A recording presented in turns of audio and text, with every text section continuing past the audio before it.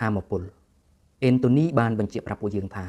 ធម្មពលគឺសំខាន់បំផុតប្រសិនបើពួកយើងគ្មានធម្មពលយើងគឺមិនអាចអនុវត្តនូវការងារបានច្រើនឬក៏មិនអាចធ្វើវាដល់គោលដៅឬក៏ទទួលបានជោគជ័យឡើយដូច្នេះពួកយើងទាំងអស់គ្នាត្រូវតែថែទាំសុខភាពរាងកាយរបស់យើងឲ្យបានល្អបំផុតដូចជាការហូបចុកការគេងការសម្រាកឬក៏ការហាត់ប្រាណជាដើមត្រង់កន្លែងនេះខ្ញុំចង់បន្ថែមបន្តិចទៀតកន្លែងនេះពាក្យថាធម្មពលគាត់សង្កត់ទៅលើ